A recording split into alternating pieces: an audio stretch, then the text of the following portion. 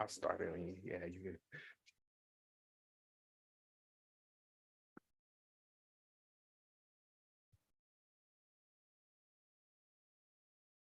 I'd like to call this evening's King's Board of Education work session to order. Mr. Morrow, could you please call the roll? Ms. Phillips. Here. Ms. Groff. Here. Ms. Cowan. Here. Mr. Skrull. Here. Mr. Belfrom. Would you please join me in the Pledge of Allegiance? Allegiance to the flag of the United States of America and to the republic for which it stands, one nation, under God, indivisible, with liberty and justice for all.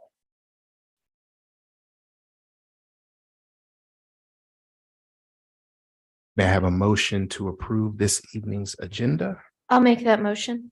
I'll second it. Mr. Morrow, could you please call the roll? Ms. Cowan. Yes. Ms. Phillips. Yes. Ms. Groff. Yes. Mr. Skrull. Yes. Mr. Belfrom. Yes.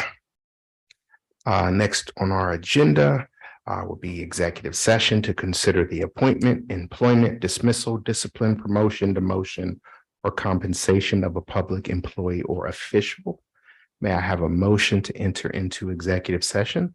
I'll make that motion. I will second the motion. Mr. Morrow? Mr. Skrull. Yes. Mr. Belfrom. Yes. Ms. Cowan. Yes. Ms. Groff. Yes. Ms. Phillips. Yes. Enter into executive session. Be back soon.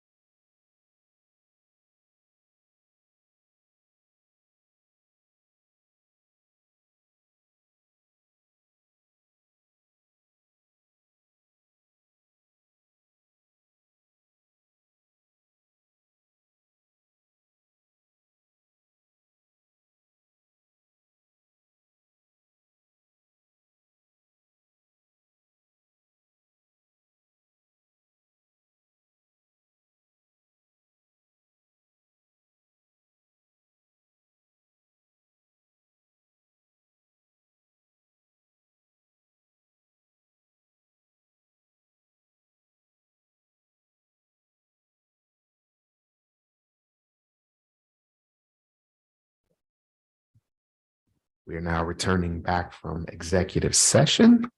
And next on our agenda are the discussion items for the treasurer, Mr. Morrow. Thank you.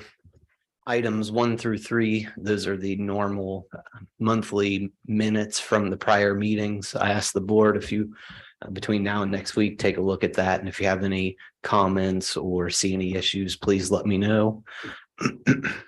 Item 4 are the financials.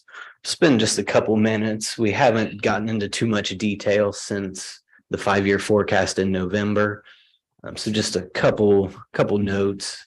I wanted to remind the board that on the monthly financials, pages 5 and 7 are really the ones that show the most detail. That's comparing where we're at currently with our current estimates to the most recent forecast. So that shows variations that we've seen or changes. Good news is we're still on track overall to be essentially exactly where we forecasted. We've had slightly higher revenues, primarily in our tax abatement payments, and those are payments that we receive in lieu of property tax. So those are businesses that got an incentive to move into our district who pay us directly. And then we've seen a couple instances of higher expenses. Our substitute teacher cost is up higher than I projected. So I'm forecasting that that's going to remain at the higher amount. And then some of our special services have increased from where I had them projected in November. But the two things net out. So we're still on track to be essentially exactly where I thought we would be 3 months ago. So nothing too major to report there. I just wanted to give a quick update on where we're at compared to where we thought we would be.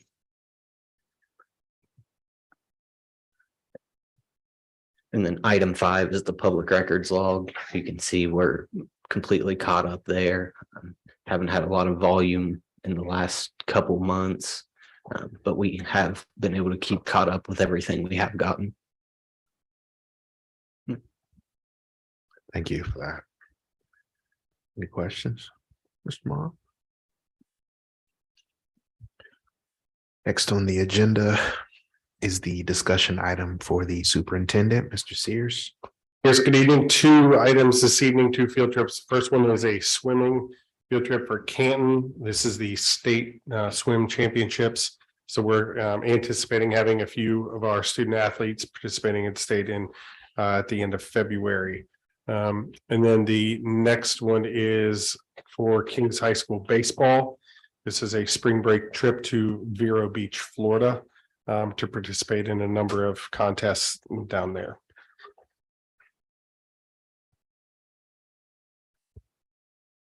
Thank you.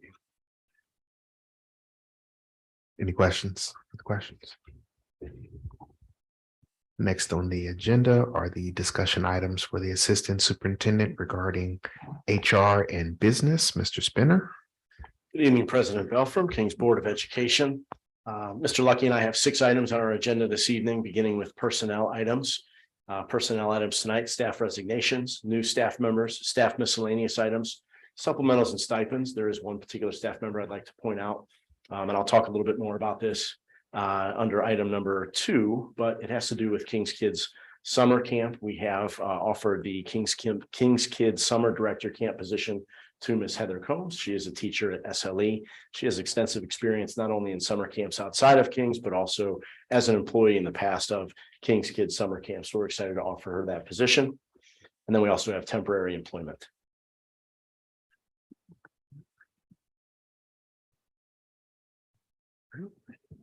Item number 2 is our summer registration form for King's Kids Summer Camp. There is a couple of situations I would like to point out on those registrations. The dates are relatively comparable. We went from June 2nd through August 5th last year, going through June 1st through August 4th this year.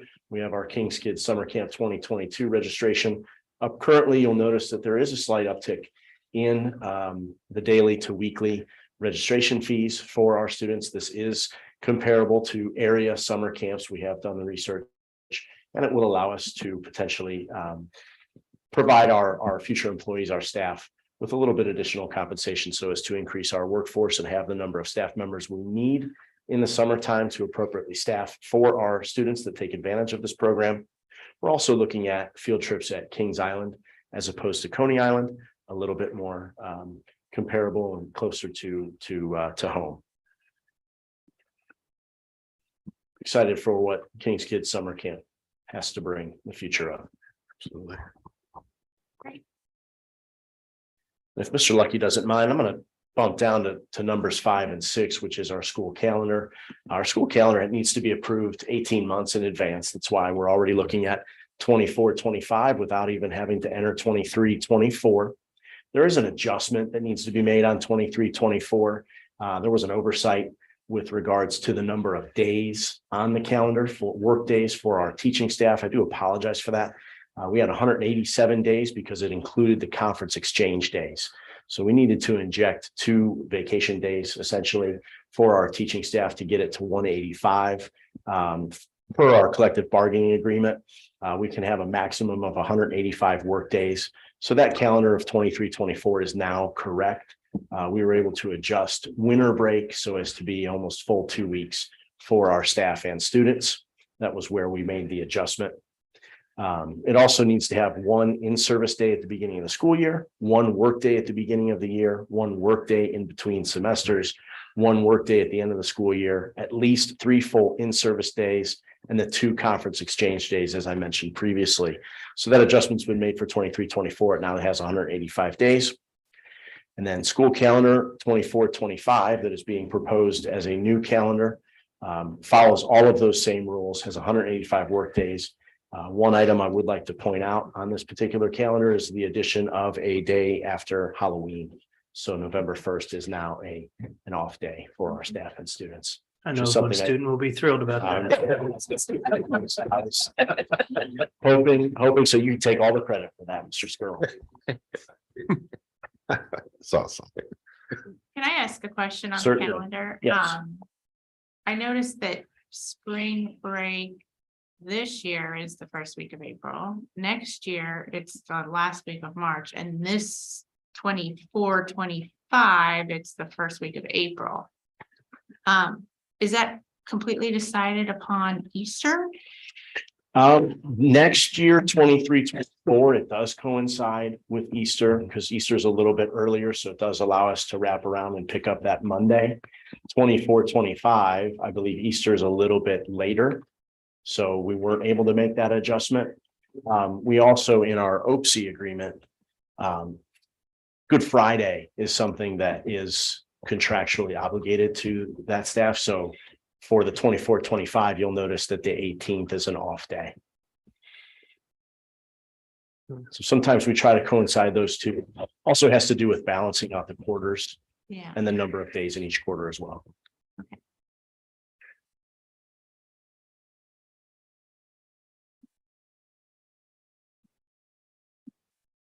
Additional questions?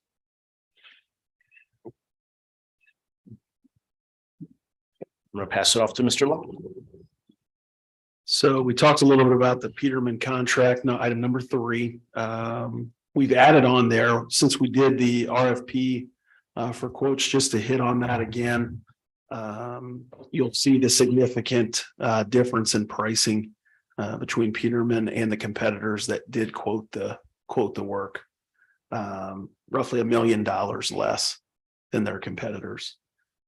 In there, you'll see the attachments for the sliding scale as well as the hourly. So roughly, the addition is about $350,000 over the previous contract. Which will lead me into number 4. Dawn, if you could pull that up.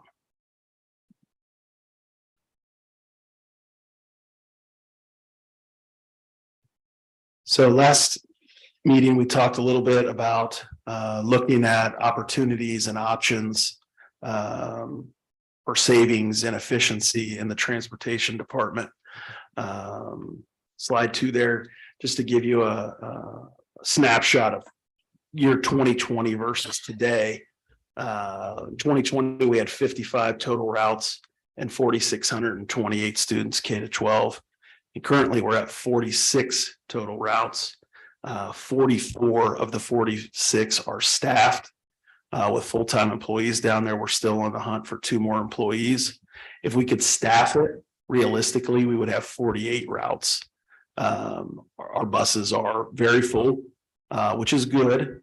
But at the same time, if we could staff 2 more positions, really 4 more positions, we would be at 48 routes uncomfortably. And that's with 4,722 K through 12 students. So the lowering of the routes, we've really improved efficiency and number of students routed on each bus. Don't, if you will, there you go. So with Peterman, we've been looking at multiple options and opportunities for where we could possibly look at making an adjustment. Our current schedule there at the top, our high school, junior high, 7:40 and 7:45 start and end at 2:15. And then our second tier of transportation, which includes CIS and our 3 elementary schools and our preschool, starting about 8:50 and then releasing at 3:10. We looked at a couple different options. Looked at a true 3-tier option, which would put 2 schools per tier for different reasons, cost effectiveness wise. It wasn't as advantageous because you'd have all of your buses on the road for 6 hours.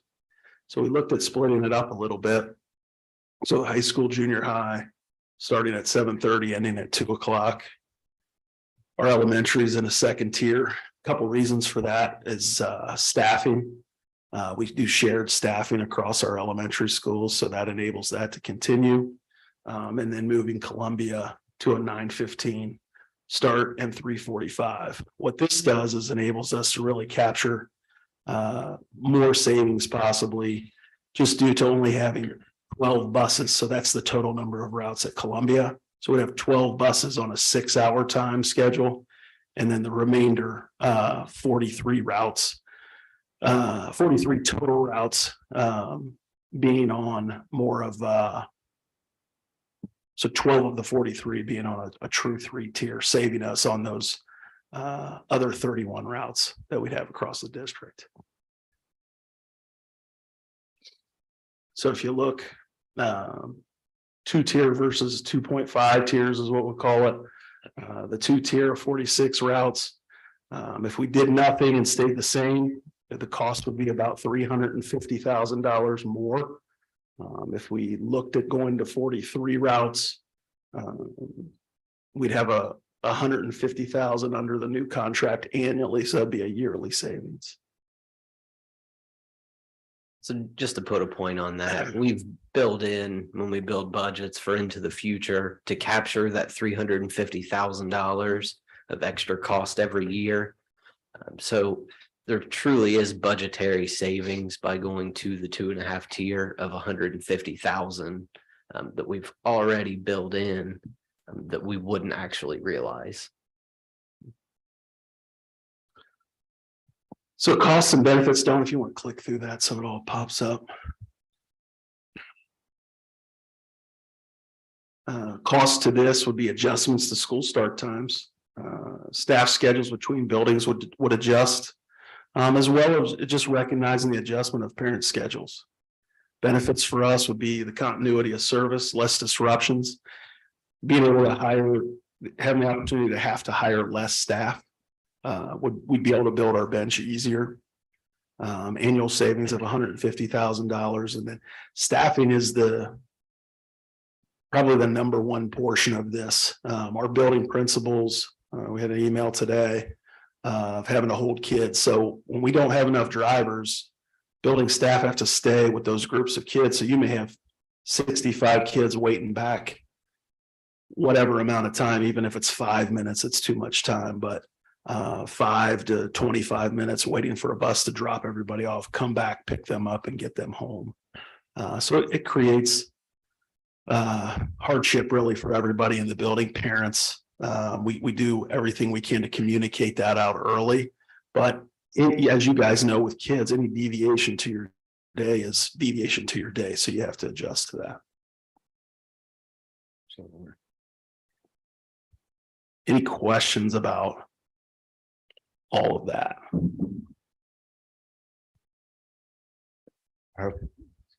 Go ahead, Mr. Crowe.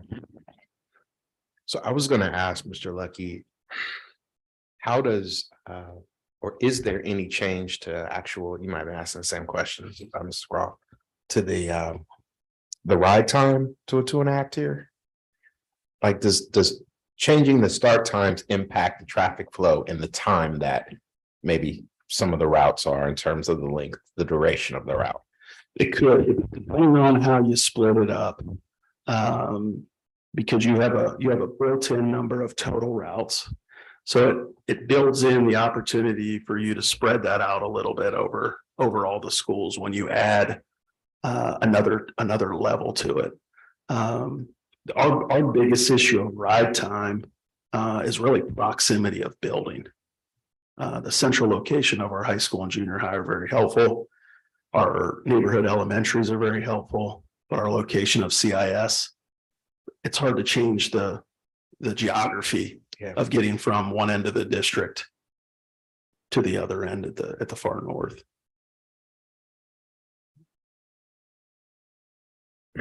I have a question on staffing. You said that we are 2 short right now.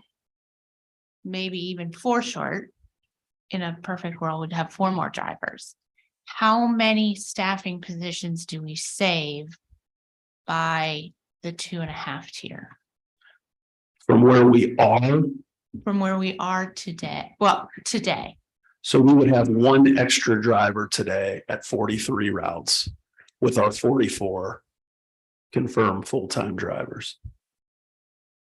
and then we would not have to worry about those 4 positions trying to fill those. Correct. We always want to backfill with sub drivers.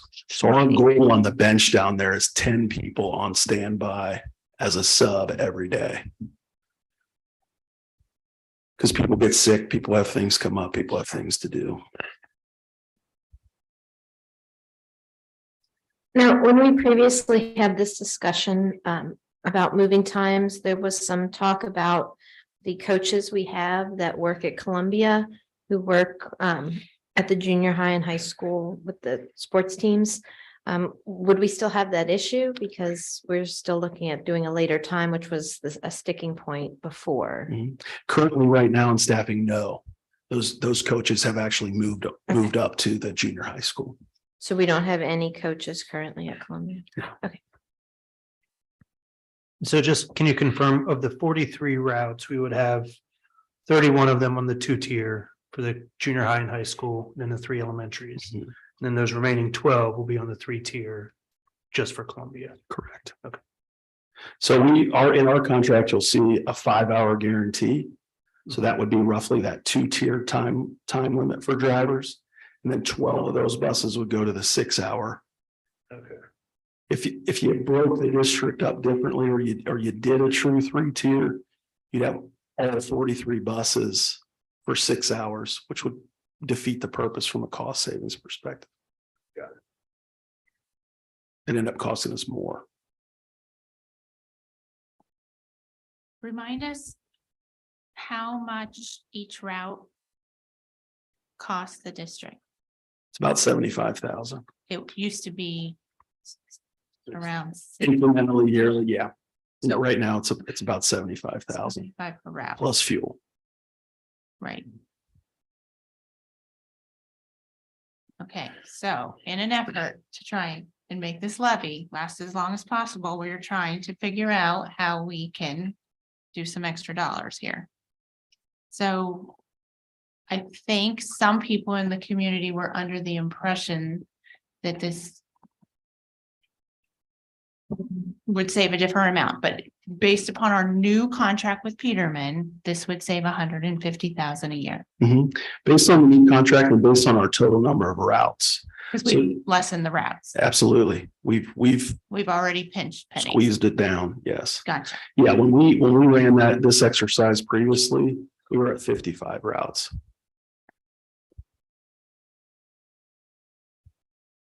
And you made the comment of plus fuel costs. What's the estimated fuel savings on top of the It's about 10,000 a year per route. per route. Okay, it's about 30,000. Another question for you.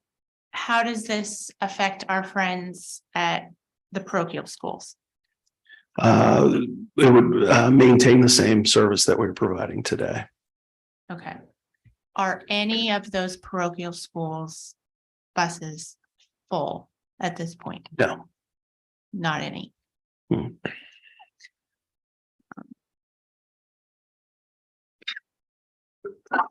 Obviously, I have some SMOI parents that are very concerned about their transportation. We have 2 SMOI buses currently, correct? Two small buses. And how many kids on average ride those buses each day? So last week, we actually did a district-wide count week. Okay, And they had 25 on one bus and 26 on the other bus. and how many spots are there on the bus to ride? Bus capacity 71. 71. So in order to get to a third bus for SMOI specifically, we would need 50, 100 more kids to be riding the bus to be over capacity. 142 kids to ride the bus every day. And how many kids from King's School District go to SMOI? 141.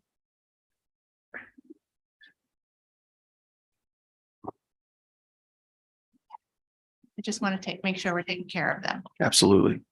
Just and you get a general idea, roughly 65% of our students district-wide ride the bus, Oh, that's good to know. How many? 65%. 65.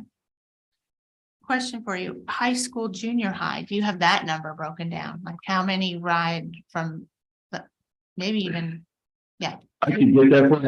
I broke it down by district totals based on our account week with excuse me, with ODE. okay. So that's what gave me that I'm 65%. assuming by high school that significantly starts dropping off. It depends. Really? I'd be guessing if I threw you a number. So if Okay, you don't mind, if I can come back to you next week with that. that'd be great. Thank you. Perfect. I have an easy question, I think. So the King's High School and the junior high starts at 7:30 and the next route is at 8:20. Well, Next start time. Mhm. school start time is 8:25. So is that enough time to get the early morning group at 7:30 dropped off and to go out and pick up the elementaries? That 7:30 is the bell time. So typically we'll start dropping at the high school earlier than that. To get them in, get them to their lockers and get to the first class. So those buses will start rolling out. Typically, we try to time up first ones that drop off at the high school are the longer second tier routes, just to give them the most amount of time. Wouldn't be smart to pull them in later into the high school and have that long route to get them back out. Okay. And the same is true from the 3 K4 buildings to Columbia. Mhm. Is enough time to get those routes completed. You'll see there that the SLE time is a little bit earlier than the other 2 elementaries in order to get them rolling, started into that third tier and back to Columbia in time. It's a lot of moving pieces. Yes, As we have looked at multiple options on least impact on students and staff, most benefit financially for us. I'd like to say it's more of an art than a science when you're moving around these routes and trying to figure out which one can go where to save money and still work within times that make somewhat of a sense Right. with how we operate now. so if we were to move forward with this, what's kind of the timeline? What are we looking at to make sure parent notification and all of those pieces are in place so it's not a surprise? So we'd like to go out with your blessing to get parent feedback, community feedback on this. whatever that may be, benefits, hardship, what's created, just to gather that feedback from them so that and bring that back to you guys to make a decision. And that would be in March.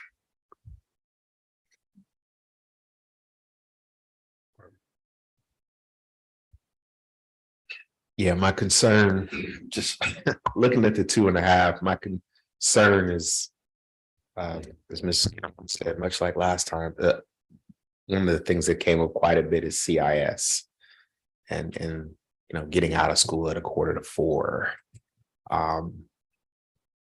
So I suspect we'll get a lot of feedback on that, because if ride times are what they are now, then you have kids getting home closer to 5 o'clock, which I know is challenging. I think it's just CIS has always been one of the big issues for me. I mean, I can't speak for everyone in here who doesn't work here, but 9:15 is late. Like I should have been at work already, right? So I think that start time is going to be, and departure is going to be tough. I think we'll probably get a lot of feedback on that, but if I'm looking at this correctly, just another way of looking at this, if we stick to what we're doing now with the 2-tier, I mean, it's going to cost us another 350,000, right? Annually, with a 3% annual. Okay, as opposed to 2.5, which has us come under. All right. Now, it does seem like the high school and junior high times are better than what they were proposed a couple years ago. Is that correct? Yes, a little bit later. A little later. So, yeah. Which is good. So thank you for Yes. that. As Mr. Sears is going to laugh, I'm going to go ahead and say it. Somebody's got to go early and somebody's got to go late. You're going to say that. Yeah. So I'm going to have t-shirts made. Yeah. It's just, And I think the decision was originally, I mean, this is before I was here, before how many, with that decision always made because those kids were old enough to get themselves on the bus, correct? I'm sorry, I don't follow the decision was made. Like, How we split it up into the tiers. like back. Like I'm sorry, I'm not being clear. When Columbia was not lumped in with the junior high and the high school, when there was 2 tiers. What? I mean, was it all, I mean, why is Columbia on the later start than the junior high? Is it based on numbers alone, or is that? Numbers is part of it. Staffing is part of it. One of the thoughts that we've had was those kids are starting to get into that age where they can get themselves on the bus and off the bus. A lot of things come into play with that. Their building of 800, keeping the elementaries together has been a focus just from a staffing perspective. There's a lot of ways that you could approach the challenge, but this seems to be the one that affects the least amount of families, as well as create some savings for us. I think it's important to note that the 2.5 tier option presented provides the biggest cost savings. So from a standpoint of, if we reflect on the consideration on how we're going to transport, if our goal is to save, if it's truly to save money for various purposes, extending the levy, being more fiscally projecting and financially responsible, this tier is the tier, and the way this is described saves money. But the question will be, we put the cost and benefits there on purpose, because with any model, there's a cost. With anything, there's a benefit.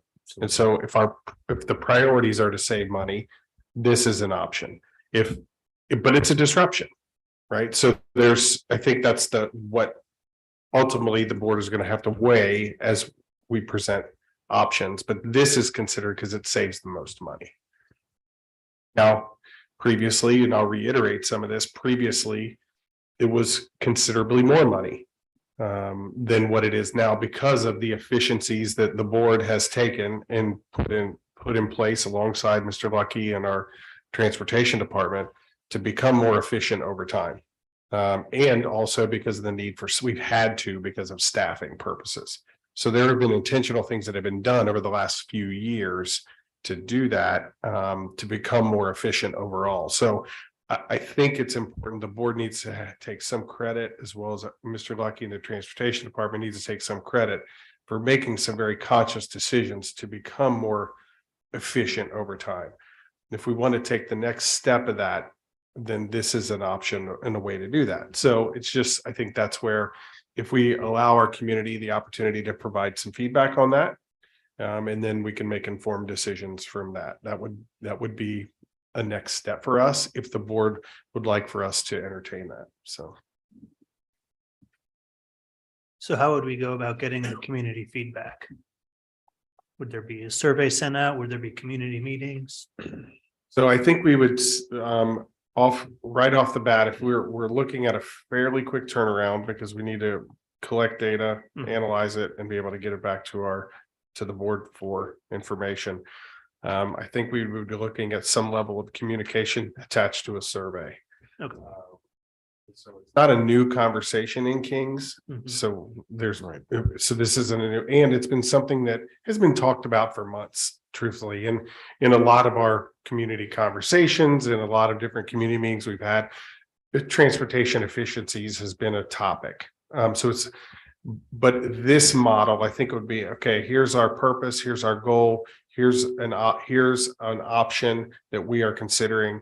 Please provide any feedback on this option that you would like to. It would be more open-ended for folks, similar to what we've done in the past with some of our previous decision-making that we wanted community feedback. We would give them an open-ended box to provide any information that they wanted.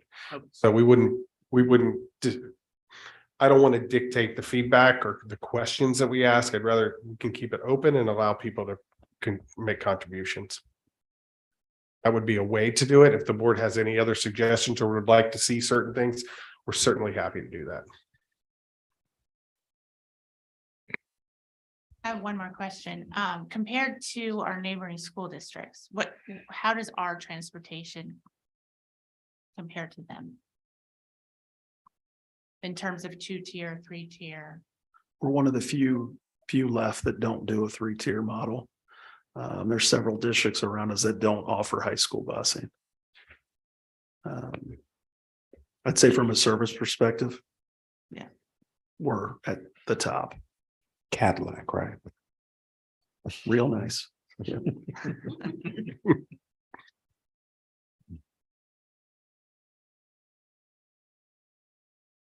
Any more questions for Mr. Spinner or Mr. Lucky? Well, with that, we will proceed to the next agenda item, which are the discussion items for the Assistant Superintendent regarding educational programs. Mrs. Martin, Mr. Freeman. Matt and I get the very exciting microphone, so we're going to get up and start singing in a few minutes. You're actually going to hear from Deanne too. We have a couple different items on tonight that we're pretty excited about. We're going to start with the Chromebook lease. Deanne, we're going to give you a chance to explain and maybe even explain the latest news that we found out just today. I think that we went down in cost a bit. Yeah, this is just the annual lease that we did to keep our Chromebooks up to date. We buy a range of about 900 to 1100, just to keep our fleet up to date. The plan is we give it to incoming 5th graders and incoming 9th graders. We take the senior Chromebooks and we take the Chromebooks from the 8th graders. We'll take those and repurpose them back to the K-4 buildings. And then K2 portion of the K-4 buildings get the oldest fleet because they don't do state testing. So we try to keep everything from grades 3 and up on a platform that's you can test on. So this just keeps us in that cycle. up until today, that price is gonna be $133,000. I heard back from the vendor early this morning that prices went down, which was. What? So that was good news. We quickly got that out for the, got that changed. Yeah, we were like, let's take that old contract down and put the new one back up. So Absolutely. we'll vote on that next week, Mike. I would just add that it's a budgeted expense that I know is coming from having conversations and knowing kind of the tech replacement plan. So it's not something that's spurred on. It's built into all the forecasting and projections. Was it forecast at that higher amount? Well, we saved about $9 grand a year thanks There to you go. these guys. It was the higher amount. Nice. The next on our agenda is talking about the new instructional coaches that we wanted to share with you. We've given you two documents. The top document, and I'm gonna let Matt talk a little bit too about this, but the top document describes instructional coach literacy, preschool through 6, instructional coach math 3, preschool through 6. If you remember, we currently have a math coach, but it was only grades K through 4. So we've extended that. And then an instructional coach 7 through 12, which we're very excited about. If you scroll down before I go any farther, the bottom one is we currently have an innovative learning coach. We've just changed the title and a little bit around the job description. So all the coaches are the same when we talk about what they all look like and what they're going to do around instructional technology support specialist. So that's a little bit more of a specialist job around technology and also assisting with assistive tech assessments, our platforms, things like that. But if you scroll to the top again, because I want to just kind of go through, as we've looked at the instructional coaches, these really are going to be our experts in our instructional field, assisting around instruction, professional development, and leadership for our teachers, very specifically in literacy, very specifically in math. And then 7-12, we're going to let that help guide us a little bit when we talk about our Power 5 skills, our strategic initiatives, and moving some of that professional development that way. I'm gonna let Matt talk more individually because he's really worked on more of like with the group. Thanks, Tina. So instructional coaching is definitely a model that we're recommending that we move forward with. Many other districts have employed instructional coaches for many, many years. We have not done that for whatever reason in Kings, but the closest that we have come to doing this kind of work that Dana was pointing out, specifically around supporting teachers in instruction, trying new innovative approaches, helping with professional development, just a whole variety of different ways to support the teaching staff is with our our current MTSS teachers that we have now. So that group, I've worked with them and participated in an instructional coaching institute this year. So we've started kind of moving in that direction, and we've seen some just really great results of the work that they've done with staff. So I feel really good about moving in this direction, and I'm excited for kind of this new team, presuming that we move this direction and the way that we're going to be able to support our district initiatives and moving forward. So particularly around the Power 5 and personalized learning. So what we're asking is for the board to approve these next week with some changes around the current innovative coach to different title change and a little bit more specific around some of the work that coach does, as well as in the new positions. Questions? And this would be for next school year, beginning of fall, correct? Correct. Yes.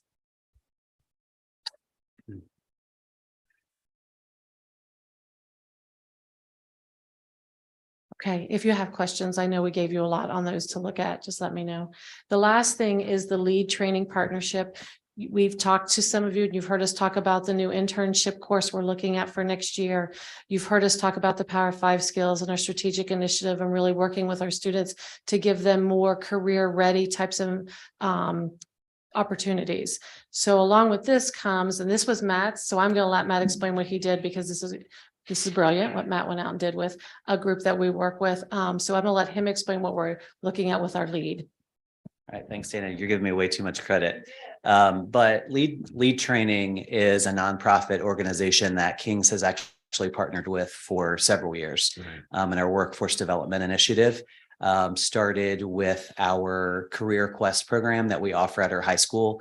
That program is really designed for more individualized kind of work with students that really are not sure it's designed for seniors and they're not sure what they're going to do after high school.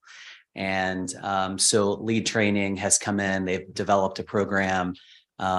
They work with our seniors around building skills to interview, create a resume. They help to connect them to potential job opportunities after high school. So that's the Career Quest program. In addition to that, lead training also partners with our employability class and Mr. Goldie, and has really been instrumental in helping to develop the partnerships that we have with businesses that come and speak to our students. HR directors come and speak to our students about various business opportunities. Even today, we had a group of students out on a field trip, and all of that is supported by this particular organization and a partnership that we have with lead training. So we're looking to expand that partnership as we look to kind of expand our footprint and opportunities that we're providing with students with our experientship program. So the executive director, Greg, and I have met with the executive director several times just to kind of talk about ideas and what this might look like. So we're excited to kind of grow this opportunity for our students. Matt, can I Yes, please. take?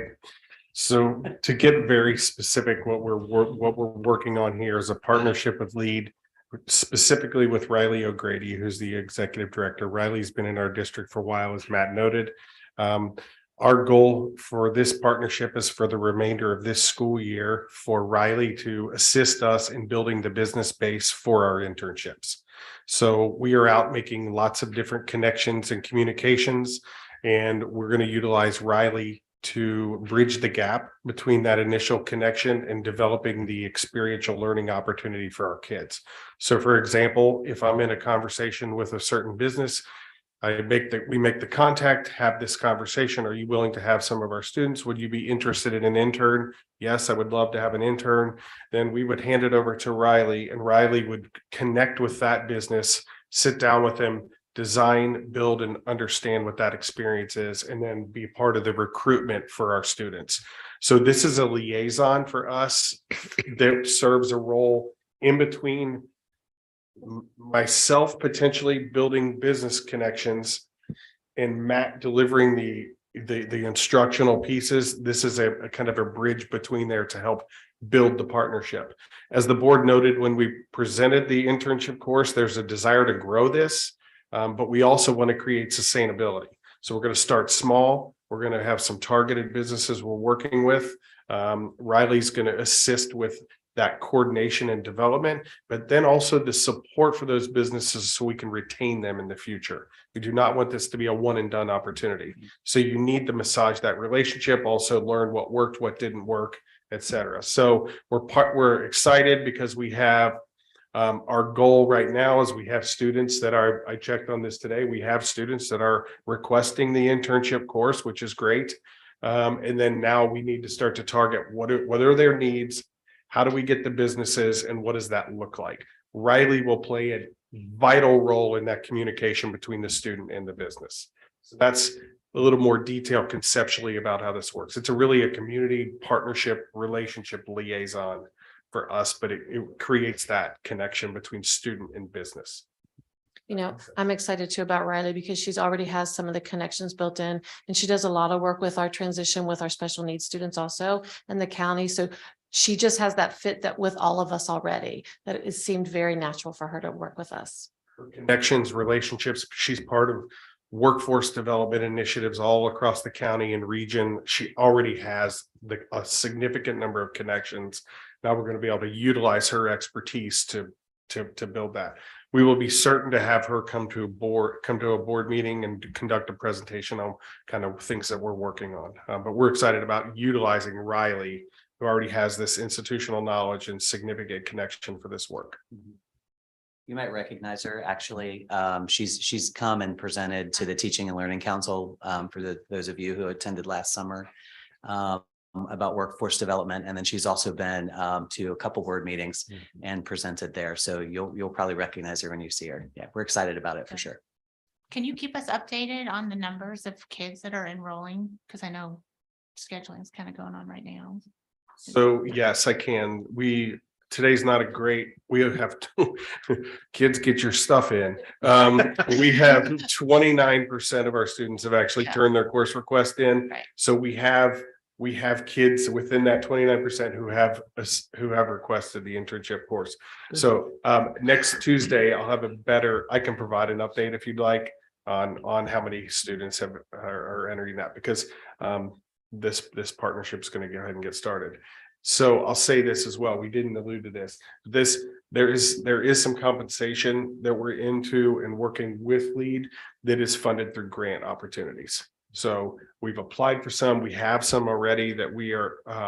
This is not a district expense for Riley for this school year. So we've done some creative funding around that. So Could you say that one more time, Mr. Sears? not a district expense for us to employ and partner with LEAD Training and Riley O'Grady for business partnerships. Thank you. Goodness. Any more questions for Mr. Freeman, Mrs. Martin? No? All right. Next on the agenda, items presented by the board. Did we have anything presented this evening? I would just say, let me say one thing really quickly, because I got this question a couple times last week. Asked about, do board members, I don't know if you've all gotten this, like, do we attend events, what have you? And I explained to one person, you may not typically see all 5 of us at the same event, or at least not sitting together. There's some concerns around that. I was like, but I reiterated them, if you look hard enough, you'll see one of us. We do our best to get out to events as much as we can. I think the problem or the challenge we have is all your kids are doing so many amazing things that it's hard to get to a lot of these events. So we do our best to all get to events and see what you all are doing and support you as best we can. So look for us and you'll see us there. Maybe we'll start handing something out or something if you spot us. I don't know. But I had that question like 3 times in the past week. And I said, if you look hard enough, you'll see one of us, more than likely, at least one of us. So I know all my colleagues, really make the effort to be at events. So just wanted to share that. Did we have anything else? I will say on that I appreciate the invites too. Yes, absolutely. It kind of is just the double, because otherwise I'm looking on social media to Yes. find what's going on usually. So anytime I'm invited, I love to get those. So. Absolutely.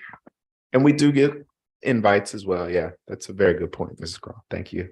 So did we have anything? All right, with that, may I have a motion to adjourn this evening's meeting? I'll make that motion. I'll second it. Mr. Morrow? Ms. Cowan, Yes. Ms. Phillips, Yes. Mr. Skrull, Yes. Ms. Groff, Yes. Mr. Belfrom. Yes. Have a great evening, everyone.